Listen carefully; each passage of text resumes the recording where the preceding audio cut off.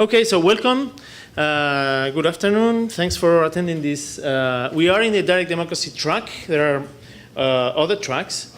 And a really good thing about this session, which is entitled Direct Democracy Practices, is that among the speakers, we have a variety of roles, a variety of people, which usually is all politicians or all academics or all activists. And this time is really good that we have with us Sandra Hincapié, Veronica Schmielewska, and Pablo Soto, and they all almost, okay, I tried hard to do this good, but I didn't do it perfect.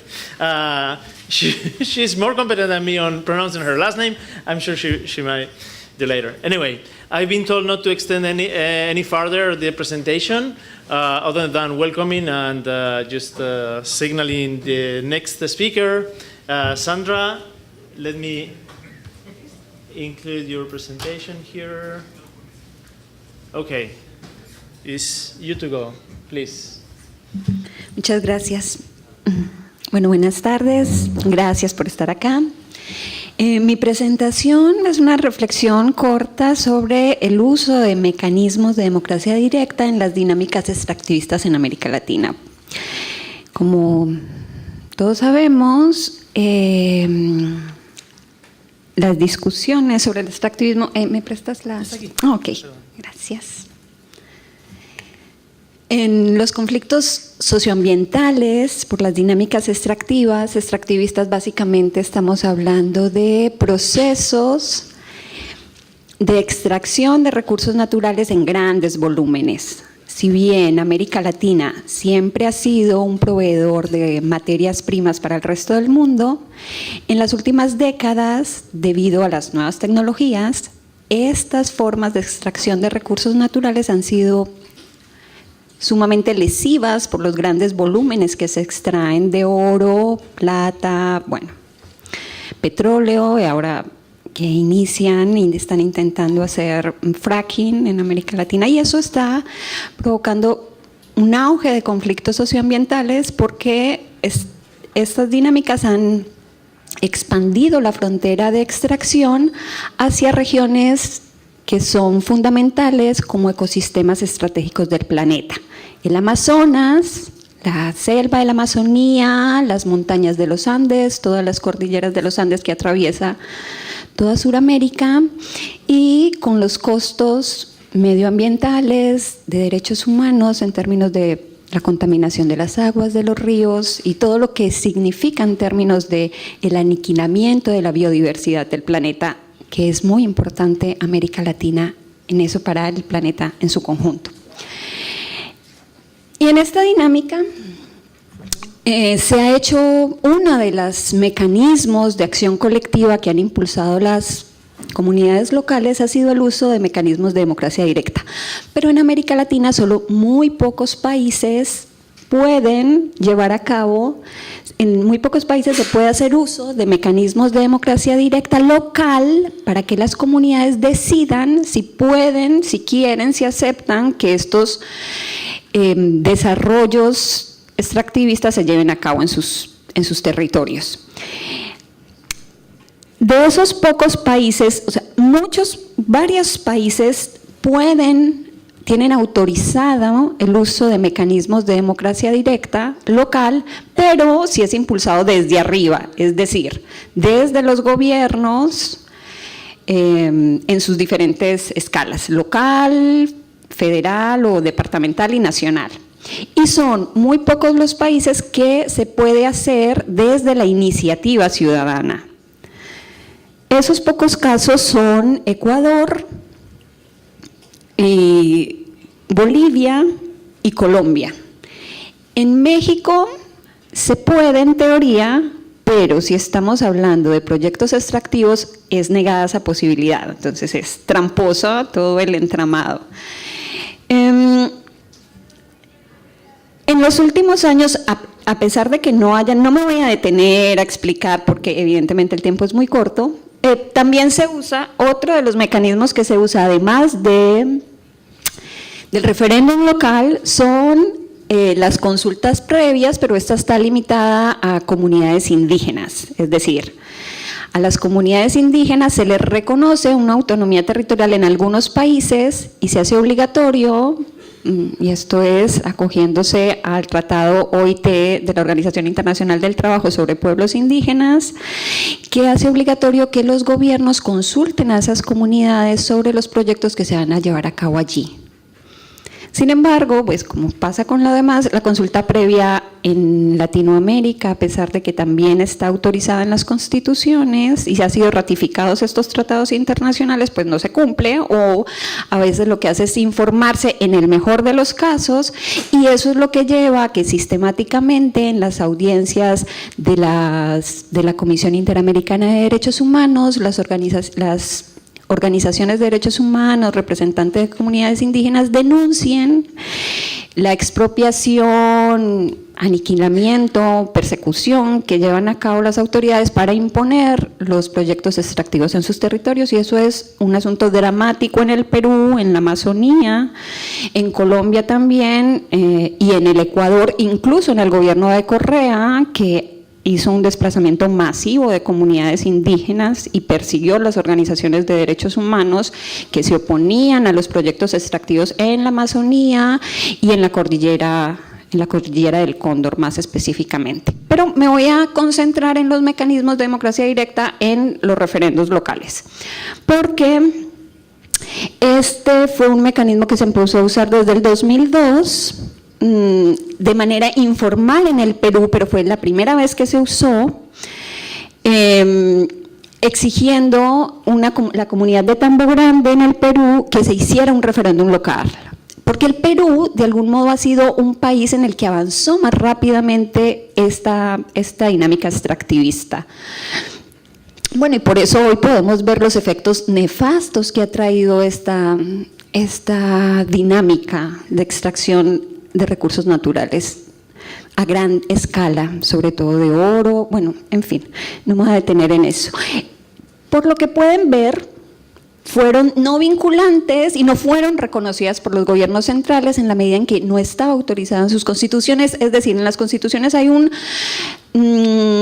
reconocimiento nominal a la participación ciudadana, pero cuando los ciudadanos se implican y quieren decidir sobre el desarrollo territorial local, le dicen, no. Así usted cumpla con todos los procedimientos legales para hacerlo, pues no le vamos a reconocer esto, porque el argumento que sostienen las autoridades nacionales, que son quienes imponen este tipo de dinámica económica extractiva, es que ellos no tienen autorización y que esto depende, es un asunto de carácter nacional. Y a pesar de que a ellos sean los que agoten se le contaminen los ríos con cianuro, por ejemplo, para la extracción del oro, y tengan que asumir todo el costo medioambiental que esto implica, bueno, pues no tienen ninguna capacidad, según el Estado, de poder decidir sobre su vida realmente, su vida, su territorio y todo lo que eso implica. Fueron entonces, en Guatemala se logró que alguna de estas fuera reconocida por ser llevada a cabo al apelar muy sistemáticamente a la Comisión Interamericana de Derechos Humanos por las violaciones a las comunidades indígenas y a la consulta previa y todas sus implicaciones, lograron que una fuera aceptada, pero por lo general en Perú, donde a excepción de Argentina, estas dos sí lograron que fueran la de Esquel, fue la primera, y lograron detener los proyectos extractivos. En el Perú, si bien nunca fueron reconocidos, fue tal la dinámica colectiva que lograron parar los proyectos, es decir, apelaron a este mecanismo, invitaron veedores internacionales, hicieron las votaciones, el gobierno no las reconoció, pero era tal el movimiento y la acción colectiva que lograron detener estos proyectos extractivos, y entonces eso sentó un precedente importante. Lo que hicieron después es ser mucho más reactivas las autoridades nacionales para impedir, antes de, así no tuviera ninguna validez, que no se llevaran a cabo consultas. Y eso fue también sistemático en el gobierno de Ollanta Humala, que tenía un discurso también nacionalista y democrático, bueno, impidió por todos los medios que se llevaran a cabo, aunque fueran informalmente. En los últimos años, en Colombia, que tiene esa autorización en la Constitución, se han llevado a cabo, empezó desde el 2010 una presión para defender unos proyectos extractivos en el páramo de Santurbán. El páramo es un ecosistema muy especial de la cordillera de los Andes, son las montañas más altas, que son grandes productoras de agua y son un escenario de biodiversidad muy único en el planeta, único mejor dicho en el planeta, y entonces las comunidades empezaron a movilizar porque hay un gran proyecto, todavía existe, de oro, de extracción de oro en ese páramo que es gigantesco, y se empezaron a movilizar y en esos dos municipios en el 2013 hicieron, apelando a la Constitución, dos consultas populares que después no fueron reconocidas por el gobierno nacional. Sin embargo, ustedes pueden ver los resultados de todas las votaciones que se han llevado a cabo mayoritariamente, pues de una manera abrumadora. Ninguno ha querido que se lleven a cabo este tipo de proyectos en sus municipios. Ellos apelaron como un recurso estratégico a la Corte Constitucional, las diferentes comunidades locales de Colombia, para que se legitimara, se legalizaran estas consultas, apelando a que eso era un mecanismo que estaba en la Constitución. Finalmente la Corte Constitucional le dio aval y a partir del 2017 se empezaron a hacer legalmente, o sea, el gobierno estuvo obligado a dar recursos y que la registraduría los hiciera y que no persiguieran a los funcionarios que los llevaban a cabo, porque eso fue una estrategia que intentaron hacer.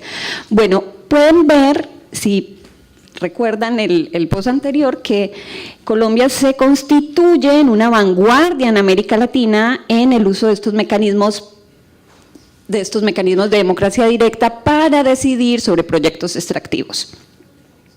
No me puedo detener en los casos y lo que implican, pero porque supongo que ya voy a avanzar en el tiempo. ¿Cuánto tengo? Bien, te dejo un minuto más. No.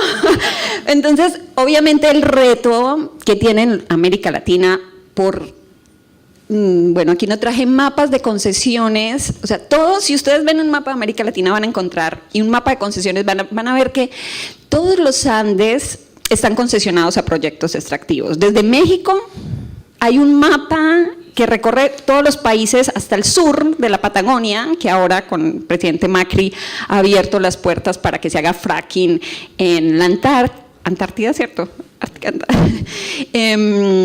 Lo que es sumamente grave para el planeta. Entonces, el mapa de concesiones cruza toda América Latina. Y eso tiene unas implicaciones muy graves a nivel planetario, no solo local. Entonces, el primer reto en términos, o el primer, digamos, lo que nos señala esto muy específico, porque las formas de acción colectiva han sido muy diversas, han apelado al litigio estratégico, bueno, a las formas clásicas de movilización, mitines, enfrentamientos, bla, bla, bla, bla. Acá solamente he presentado lo que tiene que ver con los mecanismos de democracia directa como, claro, un potencial muy importante también para la transformación de las democracias latinoamericanas, y el primer reto entonces sería que esto pudiera ser autorizado constitucionalmente y no está toda esta trampa de que sí se pueden los mecanismos de democracia local siempre y cuando sea desde arriba, no desde abajo por iniciativa ciudadana. Y una de las cosas muy importantes que ha permitido esta movilización, aun cuando no se puedan hacer incluso los mecanismos, es lo que ha permitido en términos de circulación de la información.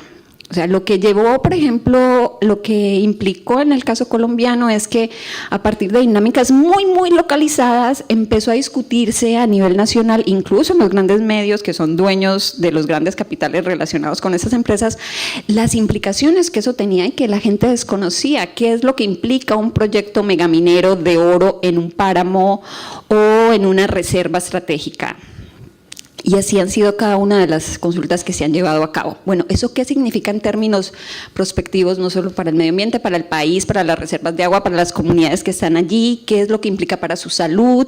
¿Qué es lo que implica en términos intergeneracionales? Porque los proyectos tienen unos efectos inmediatos que pueden no ser tan lesivos a los ojos de todos, pero el daño que se crea en el ecosistema, las fuentes de agua envenenadas y lo que eso supone como una muerte lenta intergeneracional está sumamente opaco, digámoslo así. Mejor dicho, no circula la información y eso ha sido uno de los grandes logros.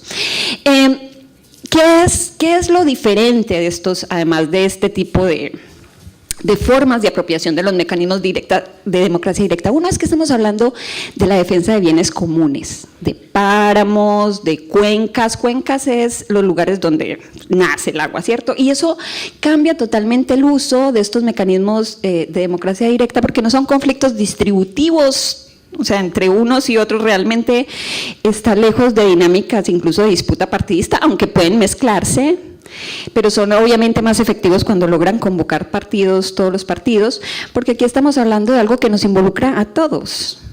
O sea, aunque incluso los mismos empresarios o las multinacionales tengan un afán de lucro, digamos, es su esencia y no vamos a pelear con eso, incluso ellos los implica, porque si destruimos la Amazonía es que estamos destruyendo el planeta, ¿cierto? Entonces, esto es algo que no excluye a nadie,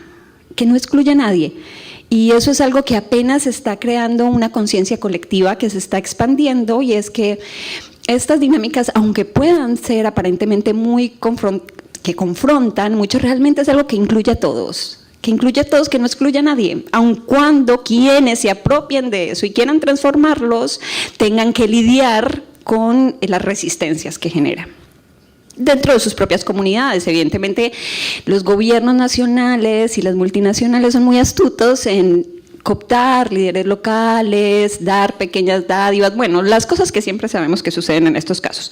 Dos, los aprendizajes, las posibilidades que abre esto es la apropiación de la participación democrática como un derecho, pues un derecho ciudadano, ¿cierto? Es decir, ¿cómo así que yo solo soy ciudadano con posibilidad de participar para elegir mi representante, sino para decidir sobre mi vida prácticamente? ¿Qué es lo que va a pasar si yo soy campesino, con mis fuentes de agua, bueno, entonces, es la exigencia de que el discurso de la participación democrática tenga un piso mucho más allá de la dinámica de la representación. Porque esto implica los derechos humanos en su conjunto. Es que estamos hablando de la vida, del agua, de la salud, y bueno, no me puedo detener en lo que esto ha implicado para el Perú y cómo están envenenados con cianuro las comunidades indígenas de la Amazonía. Tres, es que ha puesto también el debate sobre la descentralización, que fue una promesa de las reformas democráticas desde la década de los 80 del siglo pasado, y que finalmente la descentralización solo fue descentralización de gastos, pero no descentralización sobre la posibilidad de que el ciudadano local pueda decidir sobre su territorio y todo lo que eso implica en términos de, en este caso, para discutir sobre la sustentabilidad. También porque teóricamente la idea del ciudadano se ha construido de un ciudadano citadino, ¿cierto? Alejado, como que estos problemas en torno a la naturaleza y al medio ambiente que implican los de la ciudad, que son los que se benefician, por ejemplo, de las aguas que llevan desde la montaña, pareciera que no, que esto no es un asunto de ellos. Nosotros hemos construido todas nuestras discusiones sobre la ciudadanía en la ciudad, alejados y con poca conciencia de la interdependencia que tenemos con el territorio más amplio en el que estamos insertados, al cual pertenecemos y del cual necesitamos. Entonces, eso en términos locales, y en términos globales, evidentemente también nos trae mayor conciencia sobre nuestras interdependencias con el mundo, y no solamente con estos ecosistemas grandes, ecosistemas estratégicos como la Amazonía, sino también, ya acabo, sino también porque ha sido muy importante para estas comunidades locales tan aisladas poder exponer, gracias a los medios, la importancia de estos ecosistemas para el mundo, y entonces las redes transnacionales han sido sumamente eficaces para dar visibilidad. También todas las el discurso de los derechos humanos ha sido muy importante, en llevar las denuncias a la Comisión Interamericana, pero tratar de exponer y de apoyar esas interdependencias, de ver que estas dinámicas tan localizadas tienen un impacto muy importante en este contexto que estamos viendo hoy en el mundo de cambio climático por lo que implican estos ecosistemas para el planeta mismo. Entonces, creo que es una posibilidad que ha crecido mucho. En Colombia lo es, ya es algo muy realmente que se está consolidando cada vez más. Hace un mes justamente se llevó a cabo la primera consulta de fracking en América Latina. Obviamente también ganó con el 99.18% el no. Es la primera consulta que se hace sobre fracking en América Latina y fue tal la presión que a la siguiente semana el Consejo de Estado tumbó todo el piso legal que permitía el fracking en Colombia. Entonces, yo creo que sí hay una gran posibilidad que se ha abierto en Colombia y que Colombia evidentemente están cada vez fortaleciendo estas redes en América Latina y se está exigiendo más que eso se pueda abrir, ese acceso se pueda abrir en el resto de países. Entonces pues primero los invito a que apoyen en las redes estas dinámicas porque los gobiernos son sumamente sensibles a las opiniones, evidentemente, cuando crean este tipo de redes de cualquier tipo a nivel internacional, siempre hay una respuesta, así sea simulada, pero se ven obligados a dar respuestas y eso siempre fortalece la acción colectiva. Entonces, bueno, ya me pasé, muchas gracias.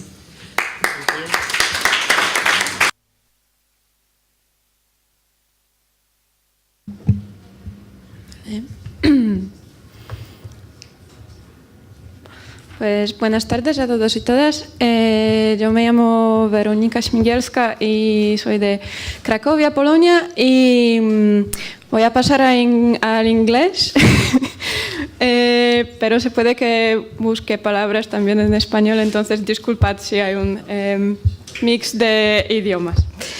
Vale, okay, so I'd like to share with you the experience of Kraków. Now it's ready, thank you, sorry. Of Kraków przeciw Igrzyskom, so Krakow against Games or Krakow against Olympics. The first, my slides will be just an illustration. So. Okay, so the first announcement of the bid or the application that Krakow wanted to apply for Winter Olympic Games of 2022 appeared in 2012. And the idea was brought to us by a former parliament member and Olympic champion, Jagna Marczułajtis. And the idea was presented as sure success with no possible financial risk or other types of costs that might be generated by this huge sport event. From the beginning, the idea had a full endorsement of our city council. So a few months later, already in 2013, a group of local activists started to just ask questions about this idea. And from this small group, we started an informal initiative called Krakow Against Olympics. And we just started a Facebook page and quickly gained likes and what was more important, media attention. We needed it because our first goal was to simply introduce in the public debate the skeptical point of view. We wanted media to ask questions about the budget of this event, about different risk that might wait for the city. And our second goal was to organize a local referendum. Why would we? Yes. Okay. One moment. Okay. So the questioning part, we wanted to base it on data. Presenting fact-based and data-based information and graphics. At that moment, like it was already 5 years ago, memes weren't as popular tool in social media. So we had also this opportunity to have points for being innovative in this way. And we used for it our logo, so this little Pac-Man, which was useful also to present budget charts and other type of information. So why would we want to the mayor or the city council to propose the referendum and not organize it ourselves? Well, I don't know how it works in your cities or your countries, but in Poland, we have to ask this question: who can propose in general the local referendum? Well, the mayor can do it, or a group of members of the city council, and also it can be done by a group of citizens. But in this last case, they have to collect signatures, and they have to collect signatures of 10% of eligible voters, which in case of Krakow would mean that we have to collect 60,000 signatures in 60 days. And we were pretty sure that we don't have the money, nor the time, nor the energy to collect those signatures. And we also knew that in other cities applying for those Winter Olympic Games, like Oslo or Munich, or I believe there was also a canton of Switzerland, the consultation part or a local referendum was just part of the process, was just a standard. So we wanted also for it to be a standard in Krakow.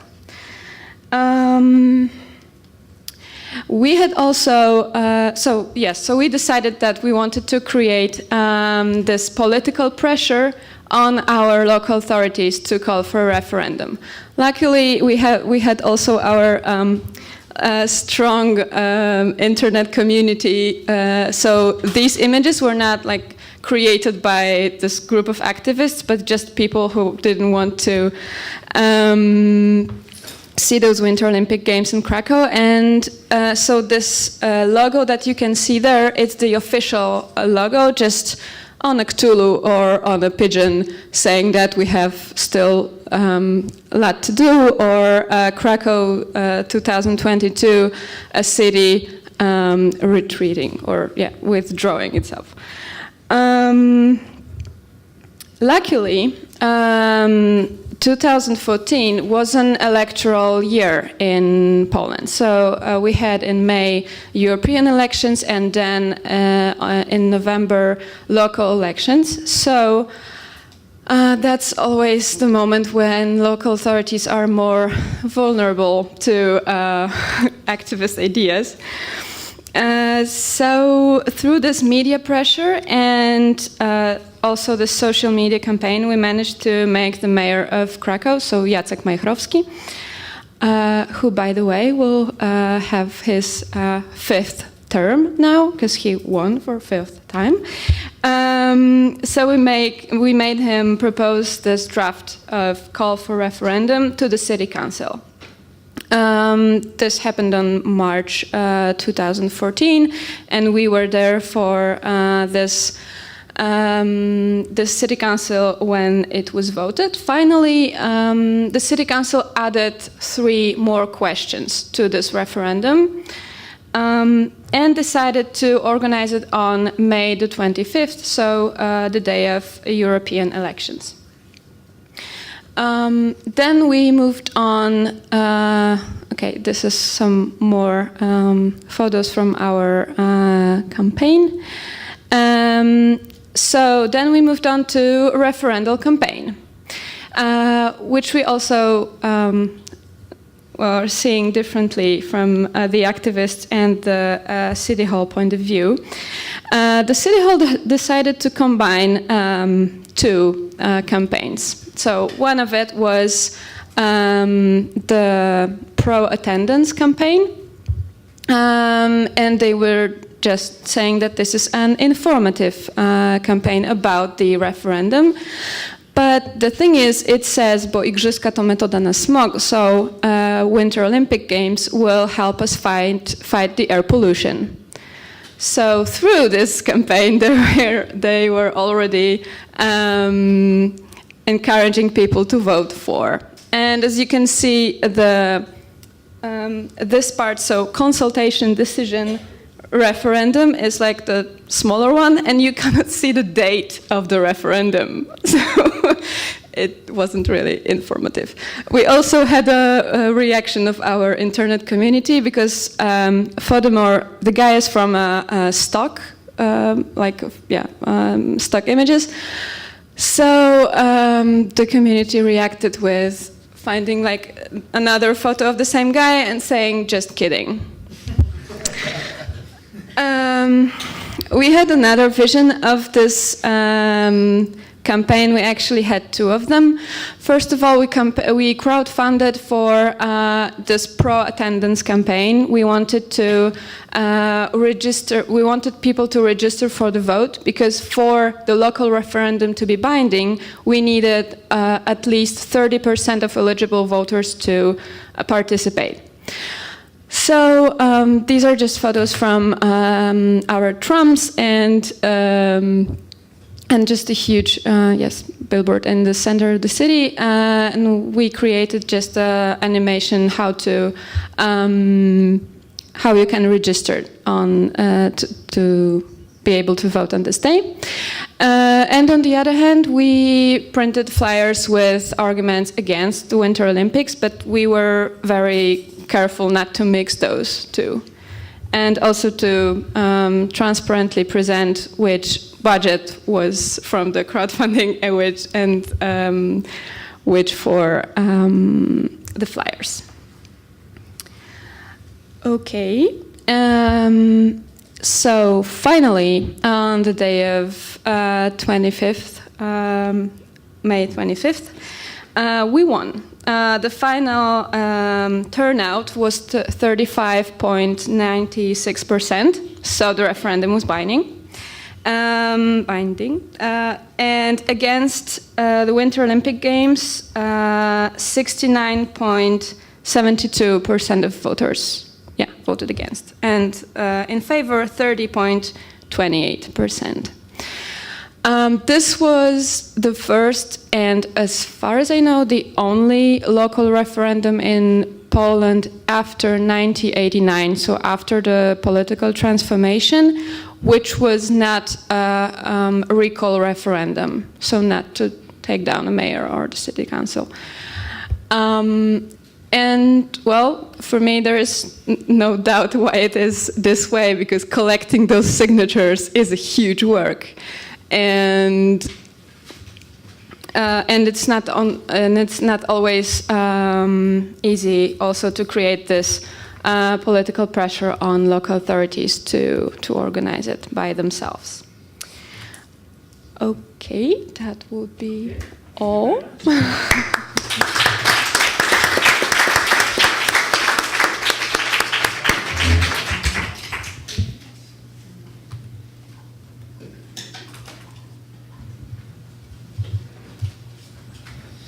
Pablo, do you want me to put the PDF? Not yet? Okay. No, at the end. You tell me. Okay. Okay, thank you, Pablo. Okay, thank you very much for the invitation and for your collective intelligence. I can see in the eyes there's a lot of people thinking about direct democracy, and it's amazing that the Barcelona team managed to put all these people from around the world together. So let's kick ass. Okay, I'm going to tell you a little bit about the experience in Madrid and what are we heading to. How many of you know about Decide Madrid? Well, not bad. Well, then I'll take a little bit of time. Basically, well, we are a municipalist government since 2015. I'm an elected member of the government. I don't speak pretty much like a politician, as you see. It's because I'm kind of more like an activist that came to be a politician after 4 years in the streets, pretty much like Xavier, like Roxu, like everybody in Madrid and everywhere. We were, since the night of the 15th of May of 2011, doing everything we could in the streets. We didn't want to set up parties and we didn't want to get into governments. We wanted to have a real democracy, but for 4 years, the politicians didn't listen at all. The traditional parties, they didn't even make a tiny advance in democracy. They even went back a little bit.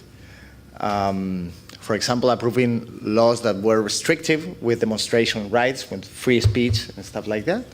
So people started building political parties in 2015 in a local election.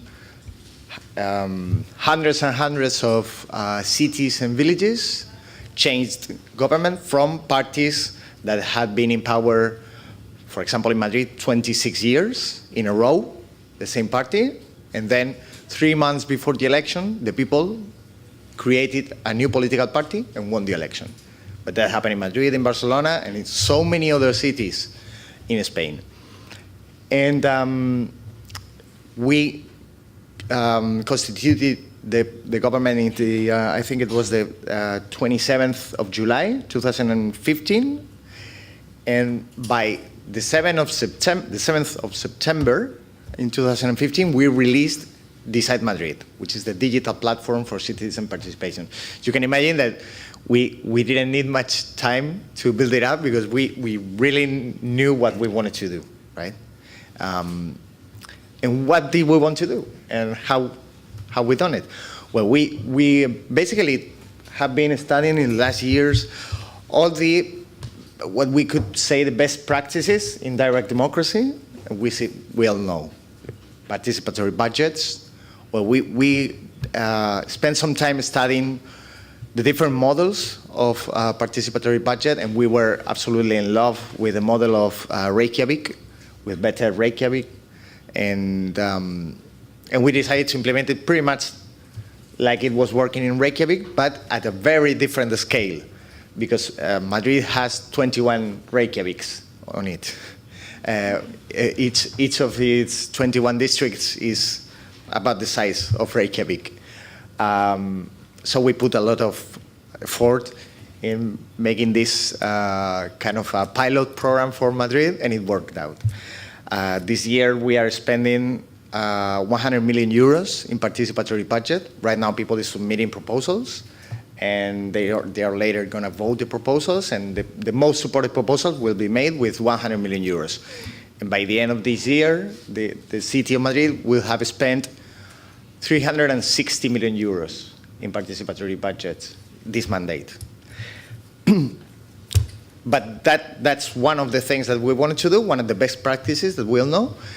But we don't think participatory budget is the most empowering one. It's like a gateway drug to direct democracy, but it's not like the most powerful thing that we can do. And we think that people's initiatives to binding referendum is the most powerful thing that you can do. If you get the right model and you give really the power to people's initiatives, that's so much more powerful. You can use it to either stop winter games or to create a new law to protect whatever.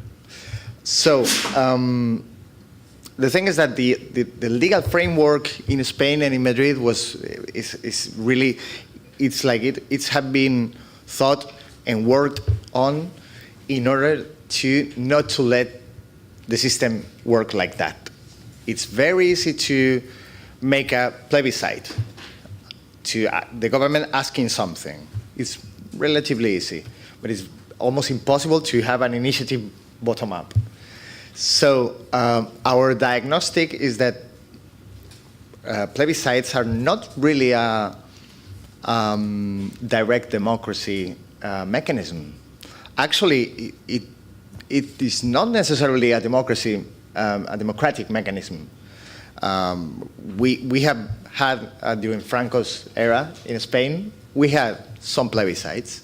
And it's not uncommon to see authoritarian regimes to use that mechanism to legitimize their already taken decisions.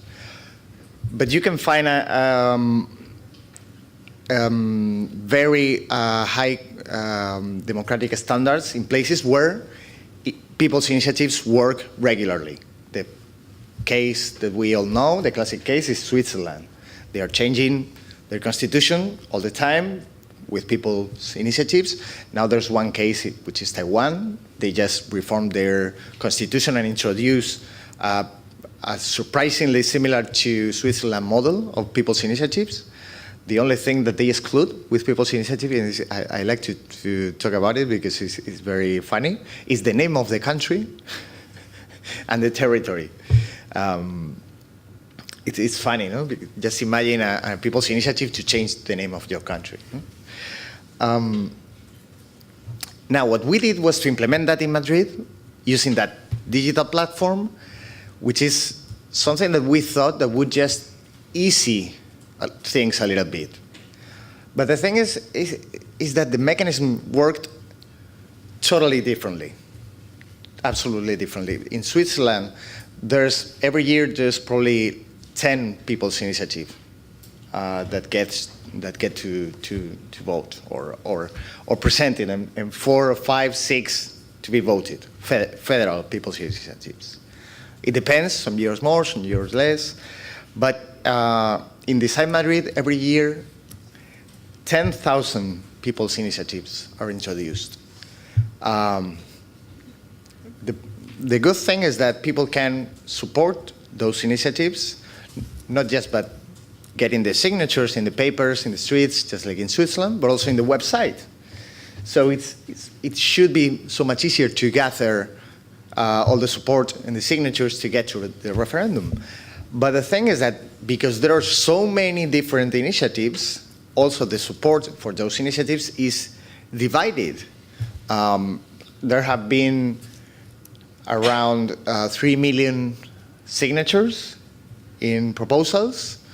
Proposals only need 27,000 signatures to get to referendum, but only 2 proposals got enough signatures to get to referendum. It will be impossible to know before you put it in place, so we are glad we put it in place, and now we with the results we can evaluate and make decisions. And we decided to make a real autocritical analysis, and this is what we thought. Okay, we got to solve one of the problems of the people's initiatives that we have diagnosed, which is that in many cases, only powerful organizations are able to get to the referendum. Political parties or big civil society organizations. That's the case in most of the people's initiative, for example, in Switzerland, the right-wing party is using this mechanism all the time. But it's very difficult to find people's initiatives getting successful when it's the idea of the common guy, the regular guy, the next door neighbor or your friend's mom. It's almost impossible to find cases in which one individual person manages to share a great idea and get to referendum and get it going. So we wanted to democratize this people's initiatives process. And we thought, okay, maybe if all the initiatives have the same visibility inside the platform, it might be a good way. And we certainly got something working, because only two people's initiative got to referendum. One of them was promoted by Alliance for Climate, I would translate, which is a platform of 400 organizations, all these Greenpeace and also all the workers' unions, like everyone in a platform for the climate. But the other one was one idea by one person. It was a change in the transportation tickets, in how the pricing is done. And it was an idea by one person and got the same signatures that these other 400 organizations. So it sort of worked. But there was one big problem. The problem was, first, because we democratized the possibility to start an initiative and get it going, the number of initiatives multiplied. So the number of supports get divided, and we don't get to the goal that we wanted to get, which is to have many more people's initiative regularly. We want every 3 months to have 10 things. We want it to be really the main regulation mechanism for the city. And we also had another problem, which is the quality. When you have big numbers of people working on an initiative, the quality of the initiative is very good. But when you have one regular guy, it's probably one sentence. Actually, this second initiative that got to referendum was just one sentence. It was something like unique ticket for public transportation, and that was it. The other one was a list of 15 precise measures to be done, like buying an exact number of electric buses and stuff like that. You see? So we were thinking, how do we improve this mechanism in a way that we get better proposals and supports and signatures concentrated in the best proposals while not losing this capability of this digital change to democratize the process? And we were proposed by an investigation group to introduce sortition. And this is where the Observatorio de la Ciudad of Madrid gets into action. We are creating right now, and the local law, the local bill, the ordinance for this organism is going to be voted in the plenary session in January.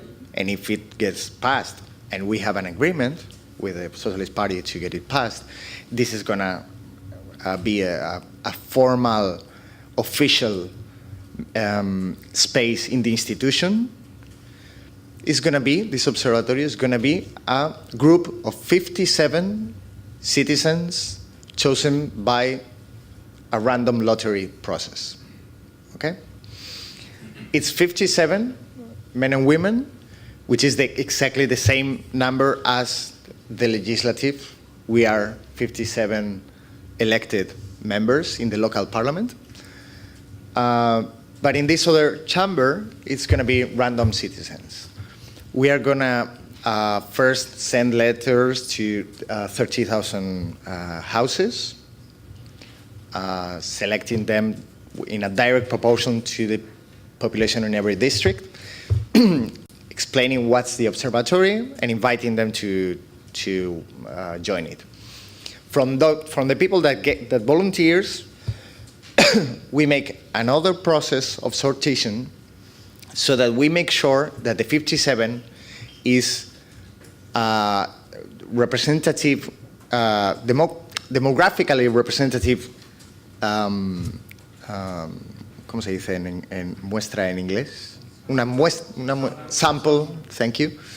A demographically representative sample of the city of Madrid by age, by gender, and by neighborhood. And these people is not going to have a 4 years mandate. These people is going to have a 1 year mandate. So every year we are going to repeat this lottery. Of course, once you get to occupy a seat in this chamber, you are excluded for all future selections. Also, if you are you have a political work, and that means that you are an elect, you work for a political party, you work in a public administration, you are excluded. Basically, in the first day that we put these people together, we are gonna dump on them all the information that the City Hall has. We are talking about all these evaluation mechanisms, all the indicators, all the complaining systems that the, okay, I'm gonna finish.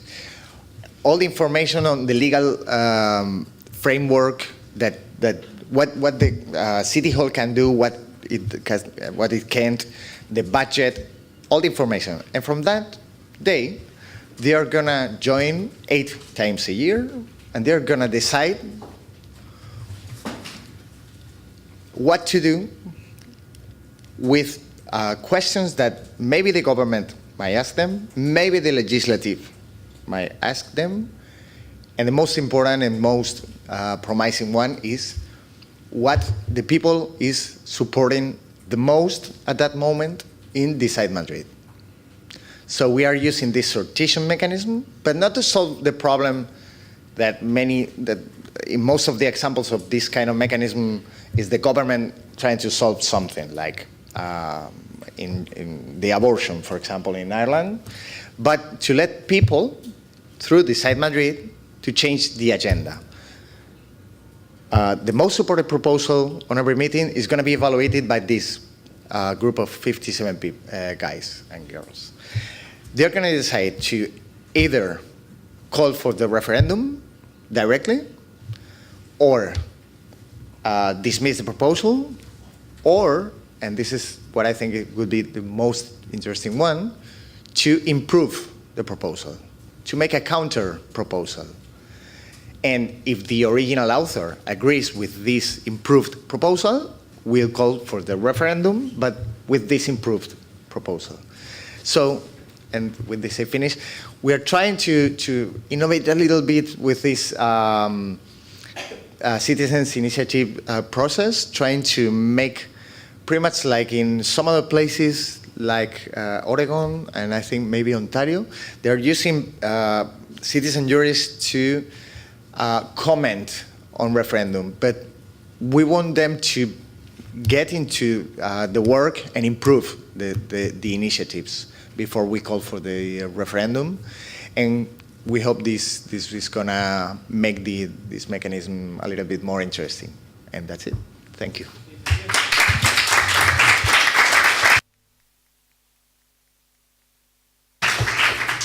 Thank you very much. I think we had a beautiful experience of a nice panorama of all the direct democracy experiences in Latin America having to do with saving nature and exercising the right of the people to choose on their environment. A very powerful activist initiative to push and they open the doors for direct democracy, and the wonderful example of Madrid and all the innovative initiatives and innovations they managed to show to the world how to do direct democracy. And they keep experimenting even further and more intelligently.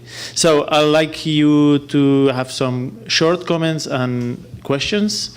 We can open a very short moment for debate, a bit of participatory discussion here. Not for very long, because there is another session after, and I'm a speaker at that session. So I also want to save time for other people to talk later. So is anybody has a question? Okay, yeah, over there. El micrófono, por favor. Sí, Bien. para la traducción. Es Más importante. que pregunta, es un comentario. Yo quisiera agradecer a las dos ponentes y al ponente los esfuerzos que han hecho por introducir la democracia directa, porque me parece que, bueno, en el caso de Madrid, absolutamente innovador, en el sentido de que no se han quedado parados. Eso me llena de agradecimiento porque es un intento por superar dificultades una detrás de otra. Puede que no esté de acuerdo, eso sí, en alguno de los contenidos y me llama mucho la atención, y eso sí quiero plantearlo a modo de pregunta, la exclusión de militantes en partidos políticos, como si no fueran ciudadanos de a pie. Obviamente yo pertenezco a un partido político, ahora mismo estoy en ejercicio en la política, pero hay muchos militantes que no acceden a cargo público o que tienen una implicación directa en la sociedad que me parece increíble que no se les considere ciudadanos de a pie. ¿Hasta qué punto un sindicalista tampoco es un ciudadano de a pie, cuando me parece que tienen una función absolutamente esencial, o un activista social no es un ciudadano de a pie? Por eso me llama mucho la atención esa exclusión. Ya digo, quiero señalar que me parece absolutamente imprescindible que se siga innovando, que se sigan superando dificultades y que se busquen fórmulas nuevas. Pueden salir bien, pueden salir mal, pero me parece extraordinario. Y quisiera destacar también, con relación a lo de las Olimpiadas de Cracovia, que me parece maravilloso, cómo la iniciativa popular hace que algo que está institucionalizado, es decir, no podemos llegar a 60.000 firmas, pero te vamos a provocar que tú, como institución, provoques el referéndum para que yo pueda actuar. A mí me parece que es un mecanismo de acción absolutamente fantástico y la imaginación que habéis tenido a la hora de hacer toda esa propaganda. Y con respecto a los tres, me parece también esencial cómo habéis incidido en la necesidad de información.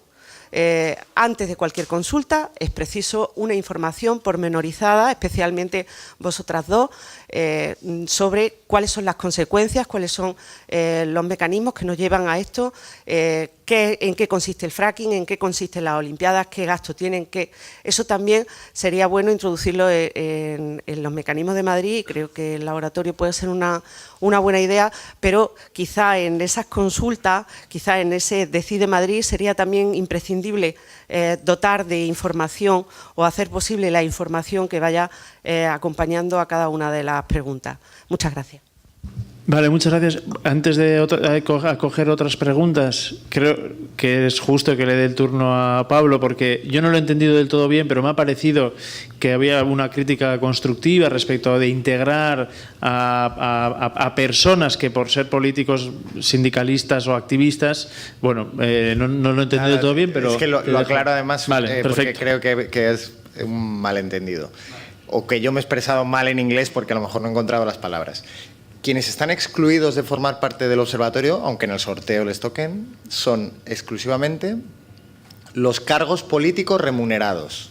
Cargos políticos remunerados. Quiere decir que tienes que ganar un sueldo porque el partido político te ha contratado o te ha designado en la administración. Entonces, esos en realidad no son muchos, son los políticos y los liberados de los partidos. Pero se hace por una cuestión de... conflicto de intereses, ¿no? Claro, pero todos los militantes, bienvenidos. Ok, one more question, una pregunta más. Aquí adelante, por favor. Hola, buenas tardes. Felicidades a los tres por sus intervenciones. Yo quería preguntarle a Sandra, ¿verdad? Sí.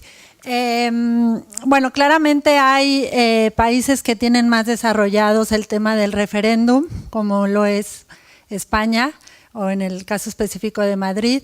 Habemos países en Latinoamérica, yo soy por ejemplo de México, y ahorita estamos viviendo pues una cuestión muy fuerte en donde se están empezando a hacer consultas ciudadanas por primera vez para proyectos de tinte federal, pero que no tienen sustentos legales fuertes y que realmente no son representativas de la ciudadanía. Entonces yo te quería preguntar, ¿qué opinas tú cuándo realmente un referéndum es representativo?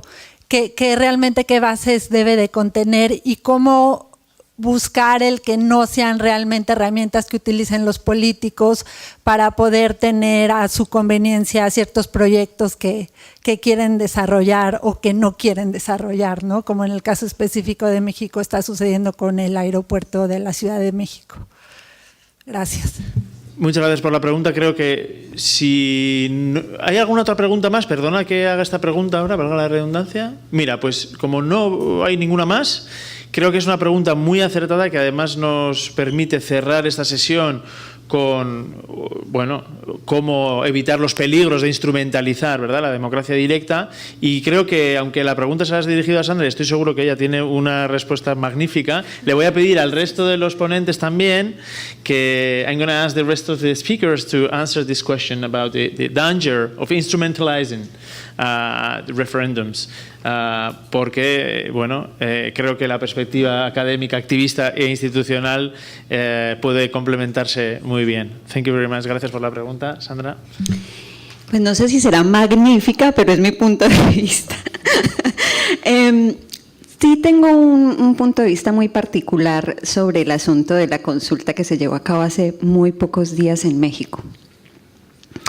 Porque el consenso un poco generalizado en los medios de los grandes opinadores era de forma negativa, peyorativa al ejercicio.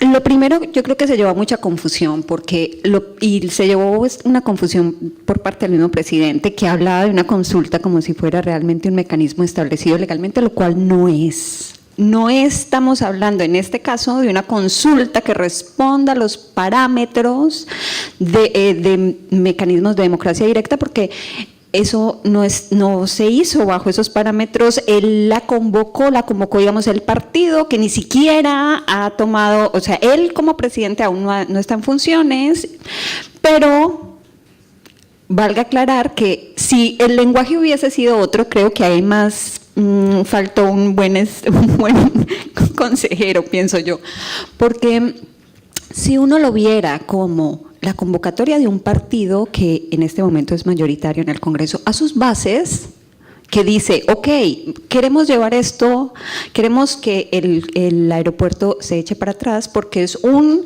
proyecto que es absolutamente pensado y planeado para una muy pequeña élite que además ha vivido de los recursos del Estado por generaciones y que particularmente en el último sexenio fue absolutamente corrupto. Entonces, queremos que ustedes, que son nuestras bases, porque fueron los que votaron, los que pertenecen al partido de Morena, hoy mayoría en el Congreso y que tenían la capacidad de pararlo, querían legitimarse y tener una base. Si lo hubieran presentado de esa manera, creo que hubiera habido menos ruido en términos del uso de los mecanismos de democracia directa, porque no fue un procedimiento que el INE, que es la autoridad electoral en el país, hubiera llevado a cabo, ¿cierto? Se instalaron mesas y todo corrió por cuenta de Morena, que es, digamos, el partido movimiento que acompaña en este momento al presidente electo Andrés Manuel López Obrador. Yo creo que, evidentemente, estamos hasta en este momento, yo diría, ese es mi punto de vista muy particular. Yo creo que si se hubiera presentado así, me parecía una buena estrategia de legitimación de algo que tenía enemigos muy poderosos, ¿cierto? Estamos hablando de los grandes grupos políticos y económicos, con el que ese sí se hizo un pequeño acuerdo, pero un gran grupo político muy corrupto que estaba detrás de este proyecto, además de todos los costos medioambientales que tiene ese proyecto. Pero sí, evidentemente, Andrés Manuel tiene un talante de un liderazgo muy personalista. Y un poco mi presentación ha girado en torno a la importancia de los mecanismos de democracia directa local. Es decir, mientras seguramente vamos a ir un proceso de recentralización muy importante en México de las decisiones, por muy bien intencionadas que éstas sean, evidentemente México ha sido un país absolutamente reactivo y renuente en todos estos 20 años de democracia, con todas las comillas que eso pueda tener, a llevar procesos de descentralización del poder.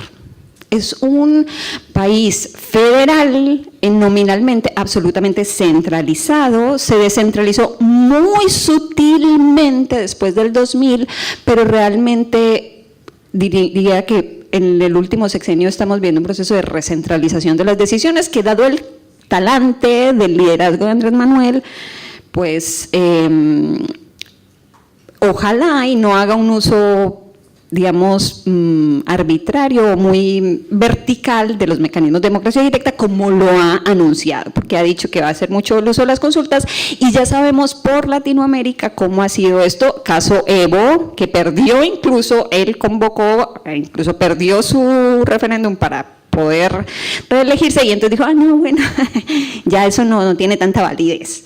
Y bueno, el uso que desde arriba se hace de los mecanismos de democracia directa evidentemente es bastante criticable en términos de democratización, de implicación realmente de la ciudadanía allí.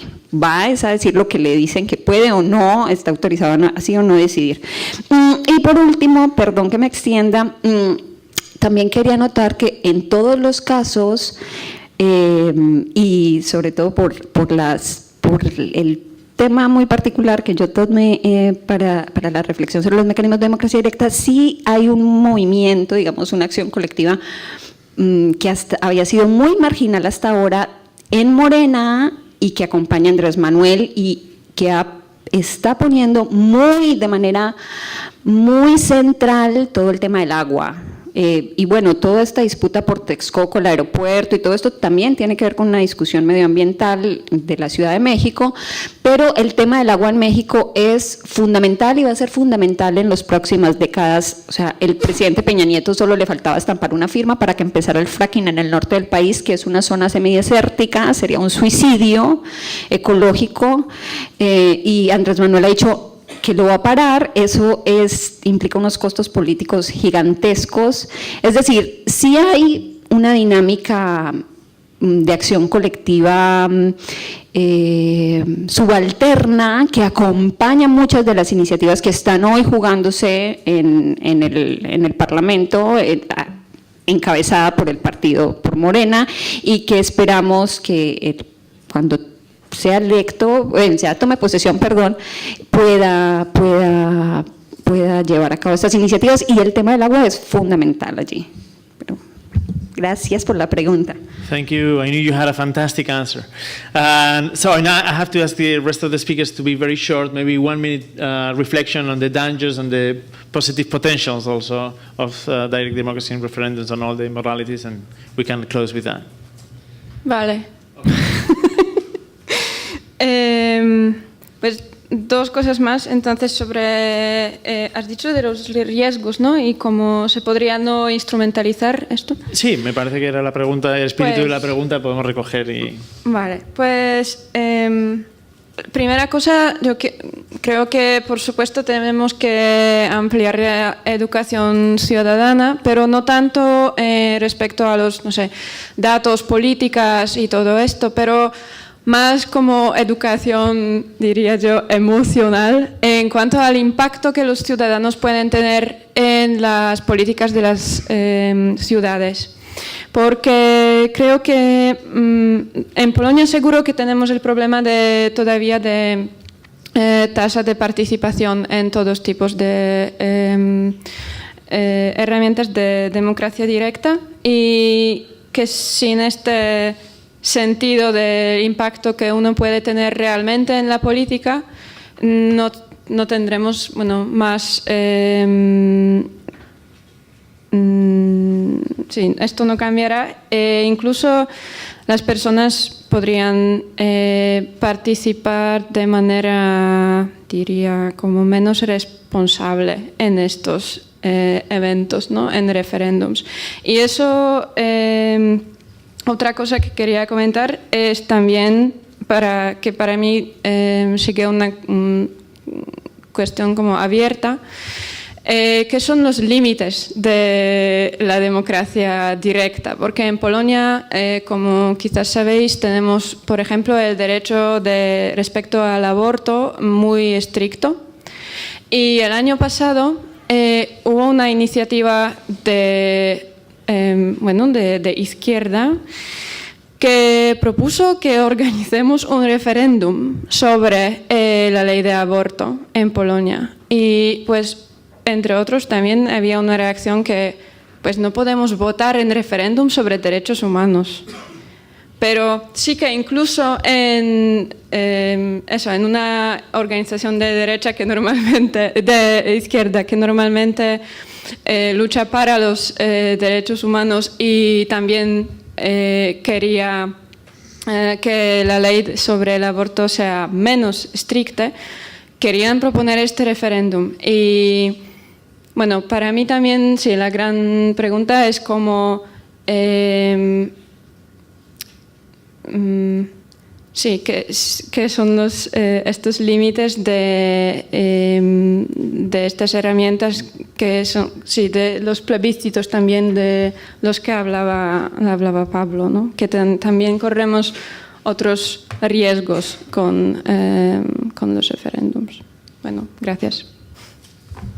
Pablo, rápidamente. Venga, voy a tratar de ser telegráfico. Gracias. Y lo voy a hacer en español para poder hacerlo rápido. A ver, yo dejaría de llamar a los referéndum que convoca el gobierno cuando el gobierno quiere, para el tema que el gobierno quiere y con la pregunta que el gobierno quiere, los dejaría de llamar referéndum. Esos son plebiscitos y no son un elemento de democracia directa. Los referéndum vienen por tres posibles vías. Por iniciativa ciudadana, los ciudadanos, las ciudadanas recogen firmas y el gobierno tiene que convocar ese referéndum, o los que se llaman opcionales y los que se llaman obligatorios. Los opcionales se convocan para paralizar una ley que el gobierno o el Parlamento ha aprobado, pero la ciudadanía ha juntado firmas para bloquearla. Se solicita ese procedimiento, se pone en suspenso la ley y se le da 1 mes o 3 meses a la ciudadanía para juntar un número de firmas.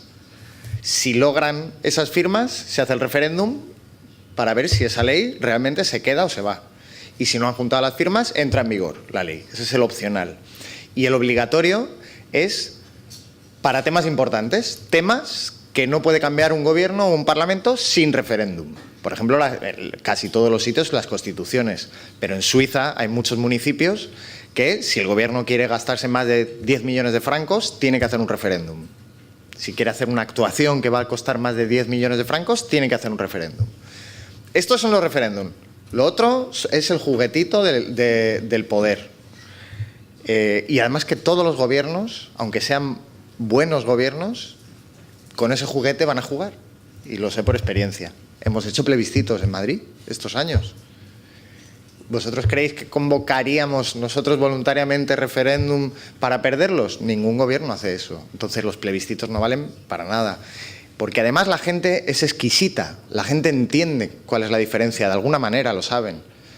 Y cuando se pregunta el Brexit o el acuerdo de paz, la gente está votando lo que crea que más daño le puede hacer al poderoso que está jugando con él y que está jugando con su democracia. No van a votar sobre la salida de Europa o no, los ingleses. Van a votar lo que más le puede mover las piernas al que está desde arriba jugando con la democracia, ¿no? Y por último, por cerrar, me he dejado antes una bibliografía.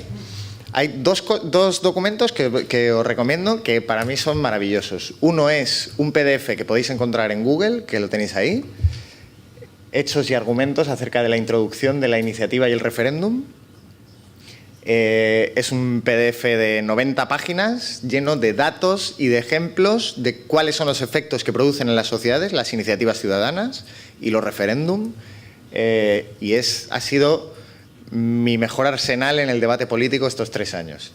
Y luego otro, que tengo aquí la versión en español, pero seguro que lo conocéis, es un libro de David Van Raybroek, no sé si lo pronuncia bien. En inglés es Against Elections, The Case for Democracy. En español es Contra las elecciones, cómo salvar la democracia. Este libro habla del sorteo y también hace una perspectiva histórica, cuenta cómo... Bueno, no hace falta que estemos de acuerdo con todo lo que dice ni ese PDF ni este libro, pero os podéis ir de aquí con armas muy buenas para argumentar, para defender los mecanismos de democracia directa. Y os aseguro que funciona. Yo he conseguido muchas veces dejar sin argumentos al Partido Popular en Madrid. O sea, es que si he conseguido yo hacer eso, os animo a que utilicéis estos documentos. Okay, thank you very much, all the speakers, and also you for contributing, participating, and listening. Thank you very much.